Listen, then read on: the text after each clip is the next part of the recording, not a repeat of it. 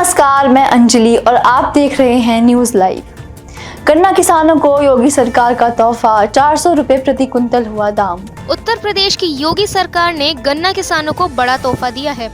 मुख्यमंत्री योगी आदित्यनाथ ने गन्ने के दाम में 30 रुपए प्रति कुंतल की बढ़ोतरी की है। इसके साथ ही यूपी में अगैती प्रजाति के गन्ने का मूल्य 400 रुपए प्रति क्विंटल और सामान्य प्रजाति के गन्ने का मूल्य बढ़कर 390 रुपए प्रति क्विंटल हो गया है। राज्य सरकार के इस फैसले से गन्ना किसानों को लगभग 3000 करोड़ रुपए का अतिरिक्त लाभ मिलेगा। यूपी सरकार के अनुसार 2017 से अब तक 4 बार गन्ना मूल्य बढ़ाया गया है, जिससे पिछले 8.5 वर्षों में गन्ना किसानों को 2,90,225 करोड़ रुपए का रिकॉर्ड भुगतान हुआ है। यह पिछली सरकारों के 10 वर्षों के भुगतान से 1,42,879 करोड़ रुपए अधिक है। इसके साथ ही सरकार के प्रबंधन से 4 नई मिलें स्थापित हुई हैं और 6 बंद मिलों को फिर से चालू किया गया है। इथेनॉल उत्पादन और गन्ना क्षेत्रफल में उत्तर प्रदेश देश में पहले नंबर पर है। राष्ट्रपति द्रौपदी मुर्मू ने अंबाला एयरबेस से राफेल में भरी उड़ान, जवानों ने दिया गार्ड ऑफ ऑनर। राष्ट्रपति द्रौपदी मुर्मू ने अंबाला वायुसेना स्टेशन से राफेल फाइटर जेट में उड़ान भरी। इससे पूर्व राष्ट्रपति द्रौपदी मुर्मू दिल्ली से हवाई मार्ग से एयरफोर्स स्टेशन अंबाला छावनी पहुंची। अंबाला एयरबेस पर जवानों ने राष्ट्रपति को गार्ड ऑफ ऑनर दिया। इस अवसर पर वायुसेना प्रमुख air chief marshal AP Singh ने एक अन्य विमान में उड़ान भरी। राष्ट्रपति के विमान के pilot group captain Amit Gehani थे, जो वायुसेना की 17वीं स्क्वाड्रन गोल्डन एरो के कमांडिंग ऑफिसर भी हैं। राष्ट्रपति ने हरियाणा दौरे का उद्देश्य देश की सैन्य शक्ति के प्रति सम्मान दर्शाना और वायुसेना के जवानों का मनोबल बढ़ाना था। राष्ट्रपति ने यहां ऑपरेशन सिंदूर के वीरों को सम्मानित भी किया। राष्ट्रपति द्रौपदी मुर्मू ने 8 अप्रैल 2023 को असम के तेजपुर वायुसेना स्टेशन से सुखोई 30 MKI में उड़ान भरी थी और वह ऐसा करने वाली तीसरी राष्ट्रपति बन गई थी। इससे पूर्व वर्ष 2009 में तत्कालीन राष्ट्रपति प्रतिभा देवी सिंह पाटिल ने पुणे के लोहगांव एयरफोर्स बेस से सुखोई 30 MKI में उड़ान भरी थी। तूफान मोंथा के असर से आंध्र प्रदेश में तेज हवाओं के साथ भारी बारिश, उड़ीसा में भूस्खलन। गंभीर चक्रवाती तूफान मोथा बीती रात आंध्र प्रदेश के मध्य तट से टकराया। इस दौरान हवाओं की रफ्तार 110 किलोमीटर प्रति घंटे तक पहुंच गई। वहीं चक्रवाती तूफान मोथा आंध्र प्रदेश तट से टकराने के बाद कमजोर पड़ गया। इस दौरान कई तटीय जिलों में भारी बारिश हुई और तेज हवाएं चली। आंध्र प्रदेश सरकार ने राहत एवं बचाव कार्यों के लिए काकीनाडा, कोनासीमा, पूर्वी पश्चिमी गोदावरी और कृष्णा जिलों में NDRF की 25 टीमें तैनात की हैं और 58,000 लोगों को राहत शिविरों में पहुंचाया गया है। प्रधानमंत्री नरेंद्र मोदी ने मुख्यमंत्री चंद्रबाबू नायडू से बात कर केंद्रीय सहायता का आश्वासन दिया है। वहीं भारी बारिश से ओडिशा के गजपति में भूस्खलन की कई घटनाएं सामने आई हैं। हालांकि प्रशासन ने समय रहते लोगों को सुरक्षित स्थानों पर पहुंचा दिया था।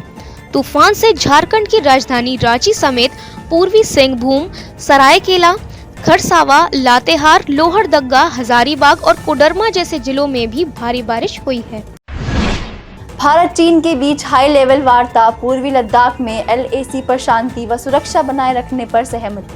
भारत और चीन की सेनाओं के बीच पूर्वी लद्दाख में वास्तविक नियंत्रण रेखा पर शांति व सुरक्षा बनाए रखने को लेकर हाई लेवल बातचीत हुई है।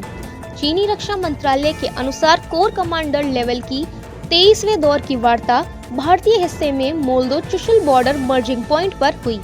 चीनी रक्षा मंत्रालय ने एक रीडआउट में कहा कि दोनों पक्षों ने सीमा के पश्चिमी हिस्से के प्रबंधन पर सक्रिय और गहन संवाद किया। इसके साथ ही दोनों पक्षों ने प्रधानमंत्री नरेंद्र मोदी और राष्ट्रपति शी जिनपिंग के बीच बनी सहमति के अनुसार संवाद बनाए रखने का निर्णय लिया है। चीन रक्षा मंत्रालय के अनुसार दोनों देशों के सैन्य अधिकारी नेताओं के बीच बनी सहमति के तहत चीन भारत सीमा क्षेत्रों में शांति और सौहार्द की संयुक्त रूप से रक्षा करने पर सहमत हुए हैं। रामायण फिल्म के लिए फीस नहीं लेंगे विवेक ओबरॉय, बच्चों के कैंसर के इलाज के लिए करेंगे दान।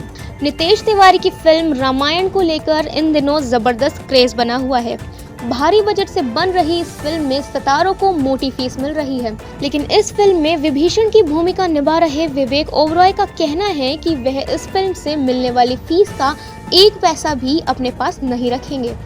विवेक ने कहा कि वह ये पैसा बच्चों के कैंसर के इलाज के लिए डोनेट करना चाहते हैं। विवेक ओबरॉय ने बताया कि रामायण सिर्फ एक फिल्म नहीं बल्कि भारत की सांस्कृतिक जड़ों को दुनिया तक पहुंचाने की कोशिश है। फिल्म में रणबीर कपूर भगवान श्री राम, साई पल्लवी माता सीता, यश रावण, सनी देओल हनुमान और रवि दुबे लक्ष्मण की भूमिका निभा रहे हैं, जबकि काजल अग्रवाल मंदोदरी और रकुलप्रीत सिंह सूपनखा के किरदार में नजर आएंगी। रामायण फिल्म का पहला भाग अगले वर्ष दीपावली और दूसरा पार्ट 2027 में दीपावली पर रिलीज होगा। घरेलू शेयर बाजार में लौटी तेजी, सेंसेक्स और निफ्टी में आया उछाल। घरेलू शेयर बाजार आज फिर हरे निशान में लौट आए। इस दौरान बीएसई सेंसेक्स सुबह बढ़त के साथ 84,663.68 अंक के लेवल पर खुला। इसके कुछ देर बाद ही सेंसेक्स पिछली क्लोजिंग से 373.84 अंकों के उछाल के साथ 85,002.00 अंक के हाई तक पहुंच गया।